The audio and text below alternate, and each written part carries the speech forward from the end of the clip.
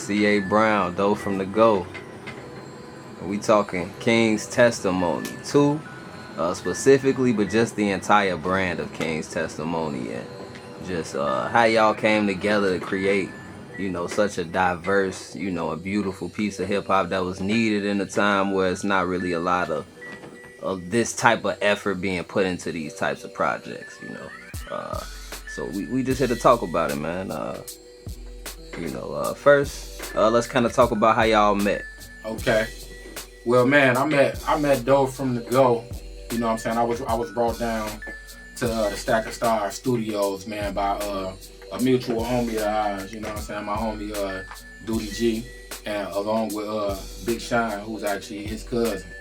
You know what I'm saying? So they brought me down there. I was working on. I had just finished up my first mixtape, Meet the Trigger Man.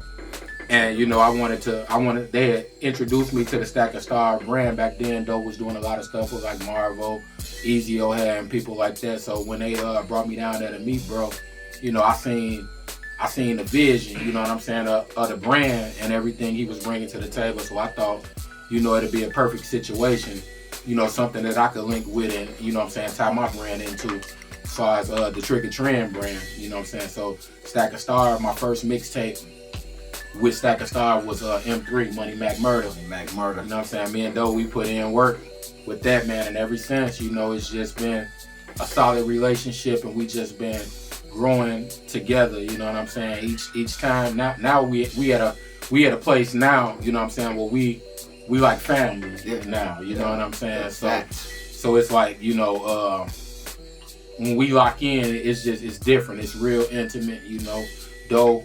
I trust him with my brand like nobody else. You know what I'm saying? I wouldn't do a project without Doe involved. Alright, so what would you say was the hardest part of the process when you was making the album? Definitely, the thing about, executive decisions, things don't ever go perfect.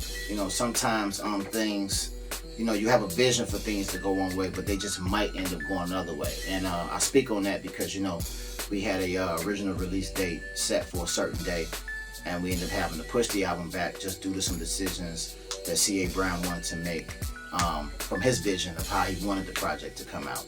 And that was a thing we had to go back and forth for. He gave himself some time to decide on what he wanted to do. And we basically just, trusted and had faith, and it worked out the way it worked out. It definitely came out at the right time, opposed to what we thought it was gonna do. It did what it did, and, we were very pleased with the outcome of how we released it. So that's pretty much the process of executive decision. Sometimes you gotta just make a decision that you think you didn't think you would have to make. You know what I'm saying? I learned a lot, just in these processes working with Doe, because Doe taught me how to make my project more than just a project. He taught me how to make it an event. Like from the rollouts to the way the merch looks, the merch designs, just to the way the C.A. Brown and the King's Testimony brand looks. I couldn't do that without Doe. It wouldn't look the same. So whenever we lock in, it's gotta be a lot of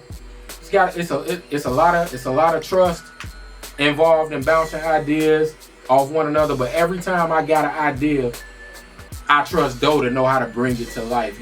That's from linking me with the right videographers, the right photographers, the right people to do my merch, because we go all the way. We spend money, you know what I'm saying, when we're working on a project, because we know it's got to be special. We don't want it to look like anything else. How the brand and the project looks is just as important as how it sounds, if not more important.